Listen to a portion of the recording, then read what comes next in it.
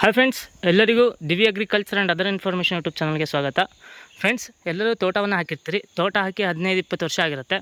ಆವಾಗ ನಿಮಗೆ ಅದ್ರ ಮಧ್ಯೆ ಉಪಬೆಳೆ ಬೆಳಿಬೇಕು, ಲಾಭ ಮಾಡಬೇಕು ಅನ್ನೋ ಆಸೆ ಇದ್ದೇ ಇರುತ್ತೆ. ಅದೇ ರೀತಿ ಉಪಬೆಳೆ ಬೆಳೆಯೋದಕ್ಕೆ ಹಲವಾರು ಉಪಬೆಳೆಗಳನ್ನು ಬೆಳಿಬೋದು. ಅದರಲ್ಲಿ ಮೊದಲನೇದು ಕಾಫಿ ಆಗಿರ್ಬೋದು ಅಥವಾ ಕಾಳುಮೆಣಸು ಆಗಿರ್ಬೋದು, ಇನ್ನೂ ಹಲವಾರು ಉಪಬೆಳೆಗಳನ್ನು ಬೆಳಿಬೋದು. ಅದೇ ರೀತಿ ನಿಮಗೆ ಹೆಚ್ಚು ಆದಾಯವನ್ನು ತಂದುಕೊಡುವಂಥ ಕಾಳುಮೆಣಸನ್ನು ಹೇಗೆ ಬೆಳಿಬೇಕು, ಗಿಡಗಳು ಹೇಗೆ ಸಿಗುತ್ತೆ, ಯಾವ ಥರ ನೆಡಬೇಕು ಅನ್ನೋ ಸಂಪೂರ್ಣ ಮಾಹಿತಿಯನ್ನು ಈ ಒಂದು ವಿಡಿಯೋದಲ್ಲಿ ನಾನು ನಿಮಗೆ ಕೊಡ್ತೀನಿ. ಸರ್, ಎಲ್ಲಿಂದ ತಗೊಬಂದೆ ಸರ್ ಗಿಡಗಳೆಲ್ಲ? ನಾವು ಇಲ್ಲಿ ಅನಂತಪುರದ ಹತ್ರ ಇರೋಕಿ ಕೃಷಿ ವಿಶ್ವವಿದ್ಯಾನಿಲಯ ಇದೆಯಲ್ಲ, ಅಲ್ಲಿಂದ ತೊಗೊಂಡು ಬಂದಿದ್ದು. ನಮ್ಮದು ಇದು ತೋಟ ಬಂದ್ಬಿಟ್ಟು 30 ವರ್ಷದ ಅಡಿಕೆ ಹಳೆ ತೋಟ. ಈ ತೋಟಕ್ಕೆ ಪೂರಕವಾಗಿ ನಾವು ಪೂರಕವಾದ ಬೆಳೆ ಏನೂ ಬೆಳೀತಿರ್ಲಿಲ್ಲ. ಯಾಕಂದರೆ ಮುಂಚಿನಿಂದ ಇಲ್ಲಿ ವರ್ಕ್ ಮಾಡೋ ಲೇಬರ್ ಬಂದ್ಬಿಟ್ಟು ಯಾರೂ ಮಾಡಿರಲಿಲ್ಲ. ಸೊ ನಮ್ಮ ಮನಸ್ಸಿಗೆ ಬಂದಿದ್ದು ಅತಿ ಕಡಿಮೆ ಸಮಯದಲ್ಲಿ ಅತಿ ಹೆಚ್ಚು ಆದಾಯ ಬರುವಂಥ ಒಂದು ಬೆಳೆ ಯಾವುದು ಅಂತ ಮನಸ್ಸಿಗೆ ಬಂದಾಗ ನಾವು ಒಂದಿಷ್ಟು ತಜ್ಞರನ್ನು ಕೇಳಿದಾಗ ನಮ್ಮ ಮನಸ್ಸಿಗೆ ಬಂದಿದ್ದು ಕಾಳುಮೆಣಸನ್ನು ಅತಿ ಹೆಚ್ಚಾಗಿ ನಾವು ಬೆಳೆಯೋದ್ರಿಂದ ರೈತನಿಗೆ ಅಧಿಕ ಆದಾಯ ಇರುತ್ತೆ. ಆಮೇಲೆ ಕಡಿಮೆ ಕೆಲಸ, ಆಮೇಲೆ ಪ್ರತ್ಯೇಕವಾಗಿ ಇದಕ್ಕೆ ಯಾವುದೇ ರೀತಿ ಪೈಪ್ಲೈನು ಆ ಥರ ಮಾಡಬೇಕಂತ ನೀವು ಅಡಿಕೆ ಮರದ ಬುಡದಲ್ಲಿ ಹಾಕೋದ್ರಿಂದ ನೀವೇನು ಅಡಿಕೆ ಮರಕ್ಕೆ ಏನು ಸ್ಪ್ರಿಂಕ್ಲರು ಜೆಟ್ ಅಥವಾ ಏನು ಮಾಡಿರ್ತೀರ ಅದರಿಂದ ನೀರಲ್ಲೇ ಇದು ಬೆಳ್ಕೊಂಬಿಡುತ್ತೆ. ಹಾಗಾಗಿ ಒಂದು ಬೆಳೆಯೋದಕ್ಕೆ ಒಂದು ಈಸಿ ಮಾರ್ಗ ಒಂದು ಹೌದು, ಅಧಿಕ ಆದಾಯ ಬರುವಂಥದ್ದು ಆದಾಯನೂ ಹೌದು. ಆಮೇಲೆ ಕಡಿಮೆ ಸಮಯದಲ್ಲಿ ಕಡಿಮೆ ಕೆಲಸ, ಅತಿ ಹೆಚ್ಚು ಕೆಲಸ ಇಲ್ಲ. ಒಂದು ಸಾರಿ ನಾವು ಏನು ಬೆಳೆದು ಗಿಡನ ಸಸಿಯಿಂದನೂ ಪೋಷಣೆ ಮಾಡಿ ಅದನ್ನು ಬಳ್ಳಿ ಹಂಬೋವರೆಗೂ ಗಿಡಕ್ಕೆ ನಾವು ಕೊಟ್ಟಿದ್ವಿ ಅಂದರೆ ಅದ್ರ ಪಾಡಿಗೆ ತನ್ನಟ್ಟಿಗೆ ತಾನೇ ಅದು ಬೆಳ್ಕೊಂಡು ಆರಾಮಾಗಿ ಹೋಗುತ್ತೆ. ಪೂರಕವಾಗಿ ಏನು ಮಾಡಬೇಕು, ಹೇಗೆ ಇದನ್ನು ನಾವು ಗಿಡಗಳನ್ನ ಹೇಗೆ ತಂದ್ವಿ, ಇದನ್ನು ಯಾವ ರೀತಿ ಕ್ರಮ ಮಾಡಬೇಕು, ಆಮೇಲೆ ಇದ್ರ ತೆಗಿಯೋಂಥ ಗುಂಡಿಗಳ ಅಳತೆ ಎಷ್ಟು, ಇದಕ್ಕೆ ಬುಡಕ್ಕೆ ಹಾಕುವಂಥ ಗೊಬ್ಬರಗಳೇನು, ಇವು ಯಾವ ಪೂರಕ ಮಾಹಿತಿ ಕೂಡ ನಮ್ಗೆ ಇರಲಿಲ್ಲ. ಕೆಲವೊಂದಿಷ್ಟು ತಜ್ಞರನ್ನ ನಾವು ಕೇಳಿಕೊಂಡು ಈಗ ನಾವು ಮಾಡಬೇಕನ್ನೋ ಮನಸ್ಸಿಗೆ ಬಂದಿದೆ. ಅದರ ಸಲುವಾಗಿ ಮಾಡಬೇಕು ಅಂತ ಹೇಳಿ ನಾವು ಅನಂತಪುರ ಅಲ್ಲಿ ಇರುವಂಥ ಕೃಷಿ ವಿಶ್ವವಿದ್ಯಾನಿಲಯದಿಂದ 200 ಕಾಳುಮೆಣಸಿನ ಗಿಡನ ನಾವು ತರಿಸಿದ್ದೀವಿ. ಈಗ ಅದನ್ನು ನಡುವುದು ಯಾವ ರೀತಿ ಕ್ರಮ, ಯಾವ ರೀತಿ ನೆಡಬೇಕು ಅಂತ ನಾನು ನಿಮಗೆ ಹೇಳ್ತೀನಿ. ಮೊದಲನೇದಾಗಿ ಈ ಥರ ಗಿಡಗಳನ್ನ ನಾವು ತರಿಸಿ ನೀವು ಕೇಳ್ಬೋದು ಯಾಕೆ ಹೊರಗಿಟ್ರಿ ಅಂತೇಳಿ. ಇವನ್ನ ಅವರು ಟಿಶ್ಯೂ ಕಲ್ಚರ್ ಥರ ಅಂದರೆ ಹೇಗಂದರೆ ಒಂದು ಗಾಳಿ ಬೆಳಕು ಜಾಸ್ತಿ, ಈಗ ಪ್ರಕೃತಿ ಹೇಗಿದೆಯೋ ಆ ರೀತಿ ಒಳಗೆ ಅದನ್ನು ಬೆಳೆಸಿರಲ್ಲ. ಒಳಗಡೆ ನಿಮ್ಗೆ ಗೊತ್ತಿರುತ್ತಲ್ವ, ಒಳಗಡೆ ಈ ನರ್ಸರಿಯಲ್ಲಿ ಹೇಗೆ ಬೆಳೆಸ್ತಾರೆ ಅಂತೇಳಿ ಗ್ರೀನ್ ಶೆಡ್ ಹಾಕಿ ಶೆಡ್ ಒಳಗೆ ಬೆಳೆಸಿರ್ತಾರೆ. ಸೊ ನಾವಿಲ್ಲಿ ಯಾಕೆ ತಂದು ಹೊರಗೆ ಇಟ್ವಿ ಅಂದರೆ ಇವು ಪ್ರಕೃತಿ ಅಳವಡಿಸ್ಕೊಳೋದು ಹೇಗೆ, ಈಗ ನಾವು ಹೊರಗೆ ತಂದಿಟ್ಟು ಕೂಡಲೇ ತಕ್ಷಣ ನಟ್ಟಿದಾಗ ಗಿಡಗಳು ಏನು ಬೇಕಾದ್ರೂ ಆಗ್ಬೋದು. ನಮಗೂ ಇದ್ರ ಬಗ್ಗೆ ಮಾಹಿತಿ ಇರಲ್ಲ. ಸ್ವಲ್ಪ ದಿನ ಯಾಕೆ ಇಟ್ವಿ ಹೊರಗೆ ಅಂದರೆ ಸ್ವಲ್ಪ ಈ ಗಾಳಿ ಬಿಸಿಲಿಗೆ ಮಳೆಗೆ ಸ್ವಲ್ಪ ವೆದರಿಗೆ ಸೆಟ್ ಆಗಲಿ, ಅನಂತರ ಇದನ್ನು ನಡೋಣ ಅಂತೇಳಿ ನಮಗೊಂದು ತಲೆಗೆ ಬಂತು, ತೀರ್ಮಾನ ಬಂತು. ಅದರ ಸಲುವಾಗಿ ನಾವೀಗ ತಂದು 1 ವಾರ ಆಯ್ತಿದ್ದು ತಂದು ಹೊರಗೆ ಇಟ್ಟಿದ್ದೀವಿ. ಈಗ ಗುಂಡಿಗಳನ್ನು ರೆಡಿ ಮಾಡಿದ್ದೀವಿ. ಗುಂಡಿ ಹೇಗೆ ತೆಗ್ದಿದ್ದೀವಿ ಅಂದರೆ 1 ಅಡಿ ಗಾತ ತೆಗ್ದಿದ್ದೀವಿ. ತೆಗೆದು ಯಾವ ದಿಕ್ಕಲ್ಲಿ ತೆಗ್ದಿದ್ದೀವಿ ಅಂದರೆ ಈಶಾನ್ಯ. ಈಗ ಒಂದು ಮರ ಅಂದರೆ, ಈಗ ಒಂದು ಅಡಿಕೆ ಸಸಿ ಅಂದರೆ ಆ ಮರದ ಈಶಾನ್ಯ ದಿಕ್ಕಿಗೆ ಗುಂಡಿನ ತೆಗ್ದಿದ್ದೀವಿ. ಯಾಕೆ ಅಂದರೆ ತಜ್ಞರು ಹೇಳ್ಪಟ್ಟಿದ್ದು ಯಾಕೆ ಅಂದರೆ ಈಶಾನ್ಯ ದಿಕ್ಕಲ್ಲಿ ಬೆಳಗಿನ ಜಾವದ ಬಿಸಿಲು ಗಿಡಕ್ಕೆ ತುಂಬಾ ಚೆನ್ನಾಗಿ ಬರುತ್ತೆ. ಆವಾಗ ಗಿಡಗಳ ಗ್ರೌತ್, ಆಮೇಲೆ ಗಿಡಕ್ಕೆ ಸಿಗೋಂಥ ವಿಟಮಿನ್ಸ್ಗಳು ಎಲ್ಲ ತುಂಬಾ ಚೆನ್ನಾಗಿ ಸಿಗುತ್ತೆ. ಬೆಳಗಿನ ಬಿಸಿಲು ಗಿಡಗಳಿಗೆ ತುಂಬಾ ಒಳ್ಳೆಯದು ಅನ್ನೋ ದೃಷ್ಟಿಯಿಂದ ಅವರು ಈಶಾನ್ಯ ದಿಕ್ಕಿಗೆ ನೆಡಬೇಕು ಅಂತ ನಮಗೆ ಮಾಹಿತಿ ಕೊಟ್ಟರು. ನಾವು ಅದರಂತೆಯೇ ನಾವು ಈಶಾನ್ಯ ದಿಕ್ಕಿಗಳಿಗೆ ನಟ್ಟಿದ್ದೀವಿ. ನೀವು ಕೇಳ್ಬೋದು ಬೇರೆ ದಿಕ್ಕಲ್ಲಿ ನಡ್ಬೋದಲ್ವಾ ಅಂದರೆ ಬರುತ್ತೆ ಸಸಿ ಅಂತೇಳಿ. ಅದು ನಾವು ಕೂಡ ಕ್ವಶನ್ ಅವ್ರಿಗೆ ಕೇಳಿದ್ವಿ, ಬೇರೆ ದಿಕ್ಕಲ್ಲಿ ನಟ್ಟರೆ ಬರೋವಂತೆ. ಎಲ್ಲ ದಿಕ್ಕಲ್ಲಿ ನಟ್ಟರು ಬರುತ್ತೆ, ಏನು ತೊಂದರೆ ಇಲ್ಲ. ಬಟ್ ಯಾಕೆ ಅಂದರೆ ನಾವು ಹೀಗೆ ದಕ್ಷಿಣ ದಿಕ್ಕಿಗೆ ಈ ಥರ ನಟ್ಟಿದಾಗ ಏನಾಗುತ್ತೆ ಅಂದರೆ ಇಳಿ ಬಿಸಿಲು ಅಂತಾರಲ್ವ, ಸಂಜೆ ಬಿಸಿಲು ಈ ಬೆಳೆಯುವಂಥ ಸಸಿ ಹೊಡೆದಾಗ ಏನಾಗುತ್ತೆ, ಕಾಯಿಲೆಗಳು, ಅದರ ಚಿಗುರುವಿಕೆಯಲ್ಲಿ ಸ್ವಲ್ಪ ಕುಂಠಿತವಾಗೋದು, ಅದ್ರ ಬೆಳವಣಿಗೆಯಲ್ಲಿ ಒಟ್ಟಿನಲ್ಲಿ ಅದು ಏನೇ ಆದ್ರೂ ಕೂಡ ಅದ್ರದ್ದು ಏನೋ ಒಂಥರ ಕಾಯಿಲೆ, ಅದ್ರದ್ದು ಒಟ್ಟು ಬೆಳವಣಿಗೆ ಕುಂಠಿತ ಆಗೋದ್ರ ದೃಷ್ಟಿಯಿಂದ ತಜ್ಞರು ಏನು ಹೇಳ್ತಾರೆ ಅಂದರೆ ಈಶಾನ್ಯ ದಿಕ್ಕಿಗೆ ನಡಬೇಕು ಅನ್ನೋದೊಂದು ಸಲಹೆ ಕೊಟ್ಟರು. ನಮಗೂ ಅದು ಸರಿ ಅನಿಸ್ತು. ಕಾಮನ್ ಆಗಿ ಎಲ್ಲ ಮನುಷ್ಯ ಯೋಚನೆ ಮಾಡಿದಾಗ ಅದು ಸರಿ ಅನಿಸುತ್ತೆ. ಸೊ ಅದು ಮಾಡಬೇಕು ಅಂದ್ಬಿಟ್ಟು ನಾವು ಈಶಾನ್ಯ ದಿಕ್ಕಿಗೆ ಗುಡಿಯನ್ನು ತಗೊಂಡಿದ್ದೀವಿ. ಹಾಗೆ ಇದಕ್ಕೆ ಬುಡಕ್ಕೆ ಹಾಕಬೇಕಂತ ಗೊಬ್ಬರಗಳು ಮುಂಚಿತವಾಗಿ ನಾವು ತಜ್ಞರನ್ನೇ ಕೇಳ್ಕೊಂಡಿದ್ದು. ಮೊದಲನೇದಾಗಿ ಇನ್ಸೆಕ್ಟಿಸೈಡ್ ಅಂತ ಒಂದು ಪೌಡ್ರ್ ಥರ ಬರುತ್ತೆ, ಅದು ಹಾಕ್ತಿದ್ದೀವಿ. ಆಮೇಲೆ ಬೇವಿನ ಪುಡಿ ಬರುತ್ತೆ ಗೊತ್ತಾ, ಬೇವಿನ ಮರದ್ದು ಆ ಪುಡಿ. ಆಮೇಲೆ ರಾಕ್ ಫಾಸ್ಫೇಟು. ಆಮೇಲೆ ಸಾವಯವ ಗೊಬ್ಬರ. ಈಗ ನಮ್ಮಲ್ಲಿ ಸಗಣಿ ಗೊಬ್ಬರ ಇಲ್ಲಿ ಇರಲ್ಲ, ಸೊ ಅದಕ್ಕೋಸ್ಕರ ನಾವು ಸಾವಯವ ಗೊಬ್ಬರ ಪ್ಯಾಕ್ ಅಂತ ತರಿಸಿದ್ದೀವಿ. ಹಳ್ಳಿ ಮನೆಯಲ್ಲಿ ದೊರಕುವಂಥ ಸಗಣಿ ಗೊಬ್ಬರ ಆದರೆ ಇನ್ನೂ ಬೆಸ್ಟ್, ಒಳ್ಳೇದಾಗತ್ತೆ ಅದು. ನಾವು ಸಗಣಿ ಗೊಬ್ಬರ ಕೂಡ ಹಾಕೋಬೋದು.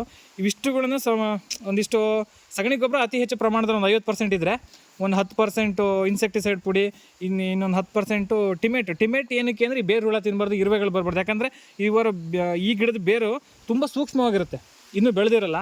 ಇರುವೆಗಳು ತಿನ್ನೋ ಚಾನ್ಸಸ್ ತುಂಬ ಇರುತ್ತೆ ಅದ್ರಿಗೆ ಈ ಸೀಸನಲ್ಲಿ. ಯಾಕಂದರೆ ಈಗ ಮಳೆ ಹೋಗಿ ಬಿಸಿಲು ಬಿಟ್ಟಿದೆ, ಇರುವೆಗಳೆಲ್ಲ ಗೂಡು ತುಂಬಾ ಮಾಡ್ಕೊಳ್ಳುತ್ತೆ ಭೂಮಿ ಒಳಗೆಲ್ಲ. ಅವಾಗೇನಾಗುತ್ತೆ, ಬೇರು ತಿನ್ಬೋದು, ಗಿಡಗಳು ಒಟ್ಟು ಡ್ಯಾಮೇಜ್ ಆಗುತ್ತೆ. ಅದ್ರ ಸಲುವಾಗಿ ಟಿಮೆಟನ್ನು ಸ್ವಲ್ಪ ಬಳಸ್ತಾರೆ.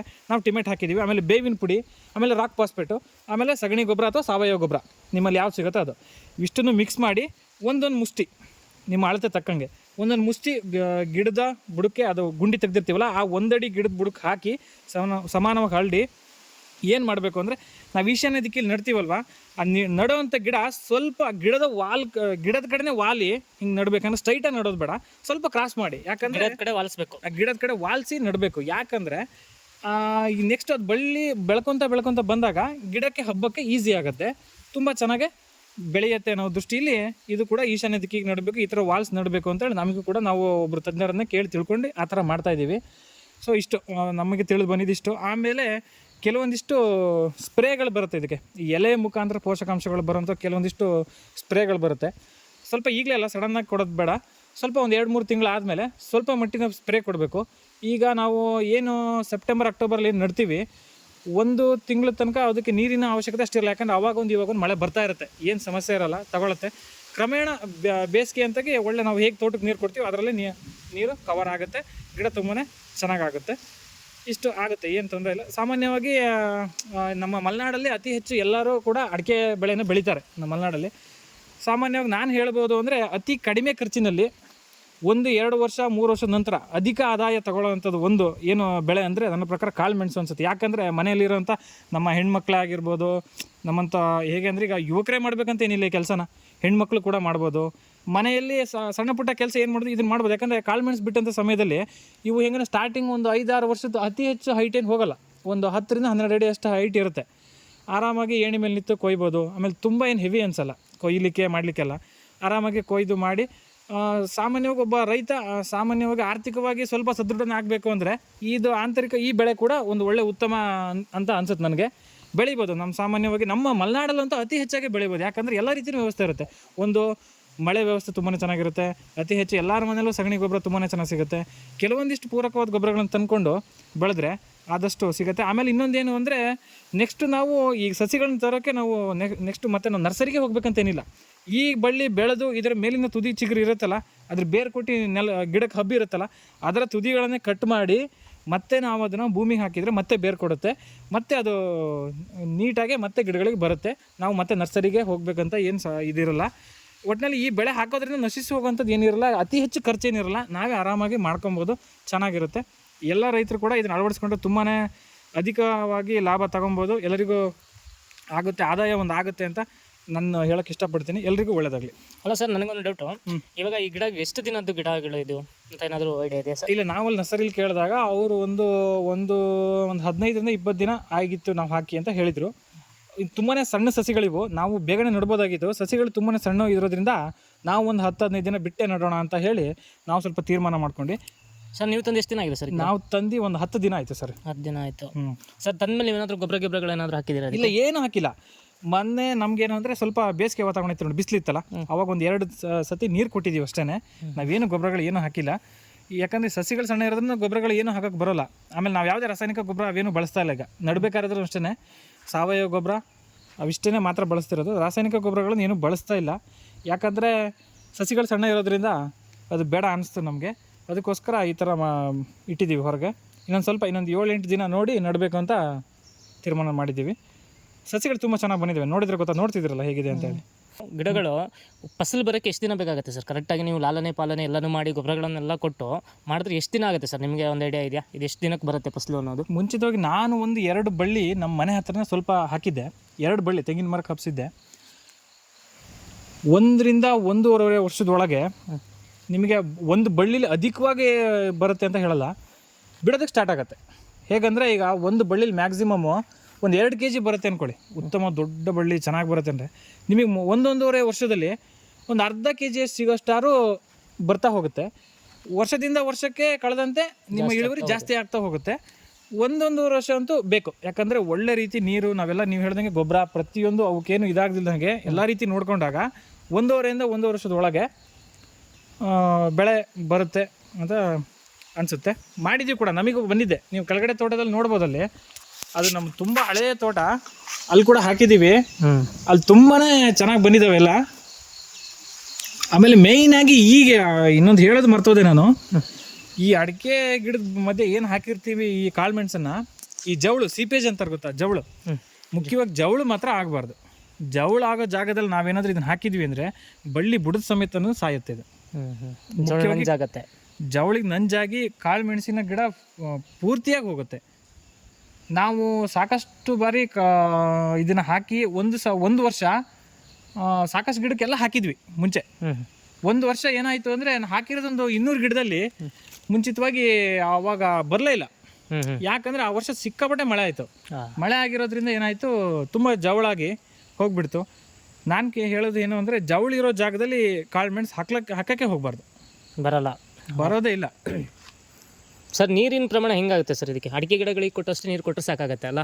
ಸಾಕು. ಅಡಿಕೆಗೆ ಏನು ನೀವು ನೀರು ಕೊಡ್ತೀರಾ ಅದೇ ನೀರು ಸಾಕು. ಇದಕ್ಕೆ ಪ್ರತ್ಯೇಕವಾಗಿ ಸ್ಪ್ರಿಂಕ್ಲರು ಆ ಥರದ್ದು ಏನು ಅವಶ್ಯಕತೆ ಇರಲ್ಲ. ಸರ್ ಇವಾಗ ನಿಮ್ಮ ಹತ್ರ ಈಗ ಬಳ್ಳಿ ಇರೋದ್ರಿಂದ ಕೇಳ್ತಿದ್ದೀನಿ, ನೀವು ಬಳ್ಳಿ ಬೆಳೆದಿರೋದ್ರಿಂದ 100-150 ಬಳ್ಳಿ ಕಾಣ್ತಿದೆ ಇಲ್ಲಿ ಗಿಡಗಳಲ್ಲಿ, ಅದಕ್ಕೆ ಹೇಳ್ತೀನಿ ಸರ್, ಈ ಥರ ಬಳ್ಳಿ ಏರ್ಸೋದ್ರಿಂದ ಅಡಿಕೆ ಕೊಯ್ಲಿಕ್ಕೆ ಏನೂ ಸಮಸ್ಯೆ ಆಗಲ್ವಾ ಸರ್? ಈ ಗಿಡಗಳು ಹೈಟ್ ಇದ್ದಾವೆ. ಇಲ್ಲ, ಏನು ಸಮಸ್ಯೆ ಆಗೋದಿಲ್ಲ. ಯಾಕಂದರೆ ಈಗ ನಾವು ಈಗ ಅಡಿಕೆ ಈಗ ಮರ ಈಗ ಒಂದು 30 ವರ್ಷದ ಮರ ಇದು, ಒಂದು 25-30 ವರ್ಷದ ತೋಟ ಇದು. ಏನಾಗುತ್ತೆ ಅಂದರೆ ಅತಿ ಹೆಚ್ಚು ಹೈಟ್ ಹೋದಾಗ ನಾವೇನು ಮಾಡಬೇಕು ಅಂದರೆ, ತುಂಬ ಹೈಟ್ ಹೋದಾಗ ಈ ಅಡಿಕೆ ಈ ಕಾಳುಮೆಣಸಿನ ಬಳ್ಳಿನ ಮೇಲ್ಗಡೆ ಕಟ್ ಮಾಡಬೇಕು ತುದಿನ. ಯಾಕಂದರೆ ಅತಿ ಹೆಚ್ಚು ಹೈಟ್ ಹೋಗಿ ಬಿಡಬಾರ್ದು. ಅವಾಗೇನಾಗುತ್ತೆ, ನಮಗೆ ಬುಡದಿಂದಲೇ ನಮಗೆ ಕಾಳುಮೆಣಸು ಬಿಡೋಕೆ ಸ್ಟಾರ್ಟ್ ಆಗುತ್ತೆ, ಮೇಲೆ ಅವಾಗ ಹೋಗೋಲ್ಲ. ಇದನ್ನು ಮಾಡ್ತಾ ಇರ್ಬೇಕು. ಯಾಕಂದರೆ ಅದು ಬಿಟ್ಟಷ್ಟು ಹೈಟ್ ಹೋಗುತ್ತೆ, ಅಡಿಕೆ ಮರ ಎಷ್ಟಿದೆ ಅಷ್ಟು ಹೋಗುತ್ತೆ, ಏನು ತೊಂದರೆ ಇಲ್ಲ. ಅಂದರೆ ಉತ್ತಮವಾದ ಬಳ್ಳಿ ಹಪ್ತಾ ಇರೋದಾದರೆ ಅದು ಹೋಗುತ್ತೆ ಹೈಟು. ಆಮೇಲೆ ನೀವು ಹೇಳ್ದಂಗೆ ಅಡಿಕೆ ಕೊಯ್ಯೋರಿಗೆ ಏನು ಪ್ರಾಬ್ಲಮ್ ಆಗೋಲ್ಲ. ಯಾಕಂದರೆ ಬಳ್ಳಿಯಿಂದ ಅಡಿಕೆಗೆ ಏನು ಸಮಸ್ಯೆ ಏನಾಗಲ್ಲ. ಯಾಕಂದರೆ ನಾವು ಬುಡದಲ್ಲಿ ಏನು ಕೆಲಸ ಮಾಡಲ್ವಲ್ಲ, ಮೇಲಿಂದ ಕೊಯ್ತಾರೆ, ಕೆಳಗೆ ಬೀಳುತ್ತೆ ಕೊನೆ. ಅಂದರೆ ದೋಟಿಯಲ್ಲಿ ಕೊಯ್ಯೋದ್ರಿಂದ ಏನೂ ಆಗಲ್ಲ ಅಂತ ಹೇಳ್ತಿದ್ದೀರಾ? ಅದೇ ಏನೂ ಆಗಲ್ಲ. ಮತ್ತು ಇನ್ನೊಂದೇಂದ್ರೆ ನಾವು ಅಡಿಕೆ ಇದು ಕೊನೆಗೆ ಹೋಗೋ ಅಷ್ಟು ಹೈಟಿಗೆ ನಾವು ಬಿಡ್ಕೋಬಾರ್ದು, ಅಷ್ಟು ಹೈಟಿಗೆಲ್ಲ ಹೋಗಿ ಬಿಡ್ಕೋಬಾರ್ದು. ಒಂದು 15 ಅಡಿ ಅಷ್ಟು ಹೈಟ್ ಹೋದರೆ ಸಾಕು ನಮಗೆ. ಸರ್ ಥ್ಯಾಂಕ್ಸ್ ಸರ್, ತುಂಬ ಒಳ್ಳೆ ಮಾಹಿತಿಯನ್ನು ಕೊಟ್ಟಿದ್ದೀರಾ, ಧನ್ಯವಾದಗಳು. ಇನ್ನೂ ಹೆಚ್ಚಿನ ಮುಂದಿನ ವೀಡಿಯೋಗಳಲ್ಲಿ ಕೊಡೋಣ ಸರ್. ಇದು ನಂಗೆ ಲಾಸ್ಟ್ ಒಂದು ಕನ್ಫ್ಯೂಷನ್ ಇದೆ, ಈ ನಿಂಬೆ ಗಿಡ ಏನಕ್ಕೆ ಹಾಕಿದ್ದೀರಾ ಸರ್ ಇಲ್ಲಿ? ನಿಂಬೆ ಗಿಡ ಅಂದರೆ ಇದು ಸುಮ್ಮನೆ ಒಂದು ಆಂತರಿಕ ಬೆಳೆಯಾಗಿ ಹಾಕೋಣ ಅಂತ. ಯಾಕಂದರೆ ಇದು ಕೂಡ ಕಾಳುಮೆಣಸಿಗಿಂತ ಅತಿ ಕಮ್ಮಿ ದರದಲ್ಲಿ ಬರೋವಂಥ ಬೆಳೆ. ಹೇಗೆ ಅಂದರೆ ನಾವು ಕಾಳುಮೆಣಸಾದರೆ ಇದಕ್ಕೂ ನೀರು ಕೊಡ್ಬೇಕು ಬಿಡಿ. ಏನಂದರೆ ಕಾಳುಮೆಣಸಾದ್ರೆ ಸ್ವಲ್ಪ ನಾವು ಬೆಳೆಯೋ ತನಕ ಸ್ವಲ್ಪ ಇಂಟೆನ್ಸಿವ್ ಕೇರಲ್ಲಿ ನೋಡ್ಕೋಬೇಕು. ಇದಕ್ಕೆ ಹೆಚ್ಚು ತಲೆ ಬಿಸಿ ಬೇಡ, ಒಂದ್ಸರಿ ಹಾಕಿಬಿಟ್ರೆ ಬರ್ತಾ ಇರುತ್ತೆ ಅಂತ. ಹಾಕ್ಬಿಟ್ರೆ ಆಯಿತು, ಬರ್ತಾ ಇರುತ್ತೆ. ಸ್ವಲ್ಪ ನೀರು ಕೊಟ್ಟು ನಾವು ಬುಡಕ್ಕೆ ಸ್ವಲ್ಪ ಮಾಮೂಲಿ ಏನಂದರೆ ಈಗ ಸಗಣಿ ಗೊಬ್ಬರ ಆಗಿರ್ಬೋದು, ಏನು ಸಿಗುತ್ತೆ ಆ ಸಣ್ಣ ಪುಟ್ಟ ಗೊಬ್ಬರಗಳನ್ನೇ ಹಾಕಿ ಬೆಳೆಸ್ಬೋದು. ಇದನ್ನ ಏನು ತೊಂದರೆ ಇಲ್ಲ. ನಾವು ಕೂಡ ಇದು ನರ್ಸರಿಯಲ್ಲಿ ತರಿಸಿದ್ದು, ಆನಂದಪುರ ಇರುವಕ್ಕೆ ಇದೆಯಲ್ಲ ಆ ಕೃಷಿ ವಿಶ್ವವಿದ್ಯಾಲಯದಿಂದ ತರಿಸಿರೋದು. ಗಿಡ ತುಂಬಾ ಚೆನ್ನಾಗಿದ್ದಾವೆ ಸರ್. ನಾನು ನಿಮ್ಮ ಫ್ಲಾಟಲ್ಲಿ ನೋಡಿದೆ, ತುಂಬ ನಿಂಬೆಹಣ್ಣು ಗಿಡಗಳನ್ನೆಲ್ಲ ಹಾಕಿದ್ದೀರಾ. ಅದ್ರ ಮಾಹಿತಿನ ನಾವು ಮುಂದಿನ ವೀಡಿಯೋದಲ್ಲಿ ಕೊಡೋಣ. ಈಗ ಒಂದು ಒಳ್ಳೆ ಮಾಹಿತಿನ ಕೊಟ್ಟಿದ್ದೀರಾ ಸರ್, ಧನ್ಯವಾದಗಳು.